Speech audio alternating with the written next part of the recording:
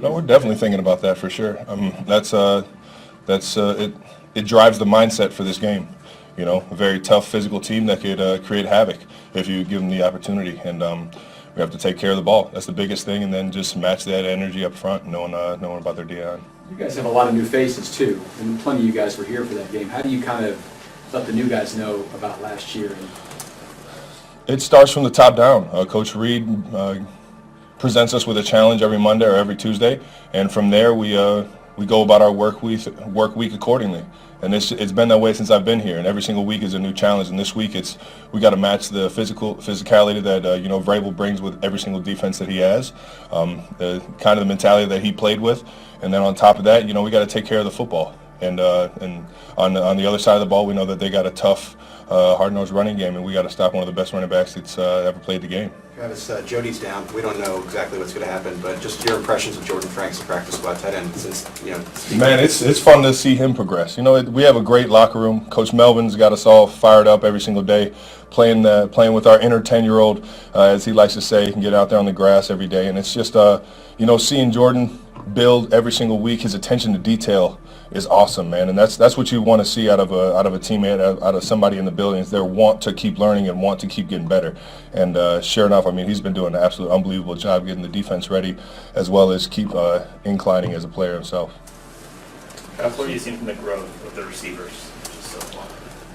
Well, they were all very established before they got here. We're talking about Juju and MVS. Obviously, Nicole has been a guy that we know we can just get the ball in his hands, but even his routes have progressed just with reps.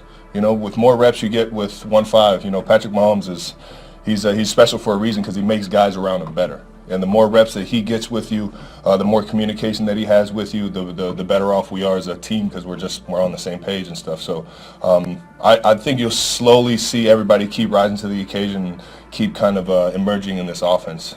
What do you see out of Kadarius Toney so far out there in the practice field that makes you believe he's going to be a solid contributor to the team? He brings energy. I think his ability speaks for itself. He's very quick and put his foot in the ground with the best of them, and he's special with the ball in his hands. He's one of those guys where his awareness is crazy. You think he's got eyes in the back of his head because he sees guys coming from different angles and stuff. So haven't seen the full arsenal that is him yet, but I think he's definitely going to help us out in the near future, definitely in the long run for sure. You were with him before, but how excited do you sense he is to have this fresh start in Kansas City with you guys?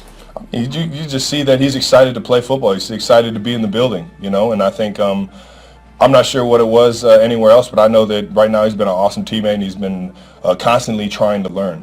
And it's just been fun getting in the huddle and helping him build and getting comfortable.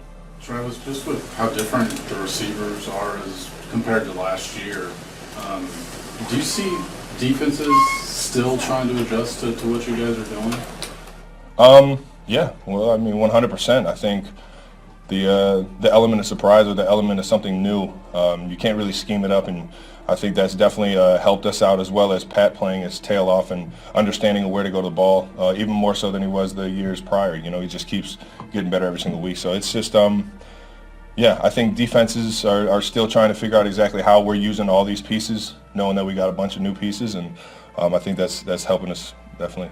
Just to the same question, what does it mean about the tight end room to be able to be part of the unexpected stuff for other teams' defenses? You guys are involved in the offense, but the tight end specifically, you guys have a lot of options. And what does it say about your room and Andy Reid's trust in you guys? I'm a little biased, man. I think the tight end room has got more of an advantage than any other position on the field, just because of our size and our ability, and especially the guys that we got in that room. So definitely a little biased when it comes to getting excited about us getting involved, but I think we can keep growing, and then sure enough, I think Blake Bell's on the horizon here, so we get all four of us back in there. Just to follow up on what you said earlier, is there a certain enjoyment to not knowing exactly what the defense is going to do? It seemed like last year it got to where it was pretty typical. No, it was still, it was still exciting, it was still fun. I think I get excited for a new game plan more than anything. How are we going to attack these guys? How can I get excited? How can I visualize how I'm going to attack my opponent all week long, and all the various, outcomes that could come on any single play or any given play? And it's just, that's what you get fired up for. That's what fuels my excitement for every Sunday or every game day, is that ability to get excited for the plays, not just for me, but for everybody on the field, man. Travis, I know throughout the season, man, last year, you know, you got a lot of jam coverage and everything, but you kind of found a way out of it. But this year, just as you get extended into years, how do you feel you've just been able to just maintain your body throughout the season? It seems like you've been doing a really good job of that this year. Just how you able to do that? I've been very fortunate, man. Been very fortunate to be as healthy as I've been over the course of my career. You know, there's a game where you can get put in some tough situations, and I've been fortunate to be able to put this pads on for the amount of time that I have been out there. And with that comes a lot of, you know, preparation, and comes a lot of work with the trainers in this building. My guy Alex Casel, and there's so many, you know, people that or so many things, so many variables that go into that. It's hard to just pinpoint one, man. I've just been very fortunate, and always trying to, you know, go to work and make sure I'm ready for any situation. Travis, the 49ers game was another game where you guys fell behind early by double digits, came back and won big. You know, the game started with a pick, and you guys got down 10-0, and you know, the 49ers can be a good defensive team, and that building is starting to get loud. How does none of that get you guys out of your comfort zone? Well, we know we can put points up fast, and that's the biggest thing. We know what we're capable of, and I think that kind of it helps you gauge what's possible and what's not. And then on top of that, you can't let doubt seep in at any point in the game. As soon as you let doubt seep in, you might as well throw the white flag, or, you know, call it quits. You just got to have the mentality of keep fighting and keep finding ways. And we got full trust in our defense to be able to keep us in games, and I'm sure they got full trust in us to be able to put up points no matter how many we need, man. Last one, Sam. I don't think we've asked you about your podcast yet. I just wondered how that came about, and just how you're enjoying it. I mean, I'm having a blast, man. It's fun to see. It's fun to just do something with my brother weekly, and you know, I think he's said it a few times how it's been good to just have that set amount of time to be able to just sit down and chat, knowing that, you know, everybody gets caught in the routines of work and kind of get distance a little from their family if they're grinding, or it can happen. So it's just been cool to hang out with him and just talk about just about everything out there, man. That guy, he's a funny dude, man. So it's always like we're just kicking it at dinner, you know, back when we were in high school and college together, and it's cool to see everyone, you know, react to our relationship. And the Kansas City Chiefs were expected to have a deep and explosive offense in the 2025 NFL season. They didn't look the part in their first 3 games, with their top wide receivers unavailable. Rashee Rice was hit with a 6-game suspension for his involvement in a multi-vehicle crash in the summer, and Xavier Worthy exited the opener against the Los Angeles Chargers early with a dislocated shoulder. Their absence thrust some high-profile role players such as Isaiah Pacheco, Juju Smith-Schuster, Marquise Hollywood Brown, and an aging Travis Kelce into more featured responsibilities that they weren't equipped to handle, leading to some severe offensive struggles for KC amid a 1-2 start to the year. That's changed drastically in the last 4 games, with Xavier Worthy returning in Week 4 and Rashee Rice back with the team for their last outing against the Las Vegas Raiders. Suddenly, all of that offensive potential that was heralded in the offseason has come to life, and the Chiefs might just have the deepest, most effective, and most efficient attack in the NFL. Patrick Mahomes has only hit this line from FanDuel twice this season, although both times came in the last 3 games. In the Kansas City Chiefs' beatdown of the Las Vegas Raiders last week, he threw for 286 in just 3 quarters on 5 drives.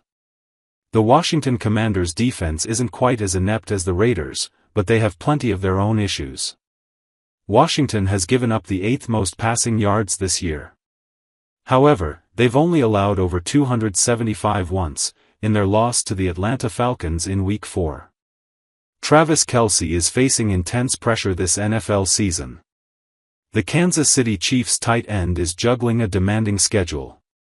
This includes games, his podcast, and personal commitments. Sources indicate the strain is becoming visible. An inside source described a shift in Kelce's demeanor. There's more of an edge to him now, and his temper is getting the best of him, they revealed. This was evident during his recent on-field outburst. Following the incident, Kelce made a significant gesture. He spent heavily on fine wine and luxury watches for Patrick Mahomes' birthday. The grand total was reportedly $70,000. This coincided with the opening of their new Kansas City steakhouse. The generous gift underscores the importance of their partnership. Travis can't afford to piss off Patrick, the insider noted. Their bond is crucial both for team dynamics and their shared business ventures. The situation highlights the intense stress professional athletes can face. Broader impact on team dynamics and player welfare. This situation sheds light on the immense pressures in professional sports. Players like Kelce manage careers that extend far beyond the game. Balancing these demands is a constant challenge for modern athletes. The long-term effects on team chemistry are always a consideration. A strong relationship between Kelce and Mahomes is vital for the Chiefs' success. The team's performance can be directly influenced by the well-being of its star players. Managing the intense demands of a high-profile NFL career requires a careful balance. For Travis Kelce, the pressure is manifesting in public view. His relationship with Patrick Mahomes remains a central focus for the team's future success.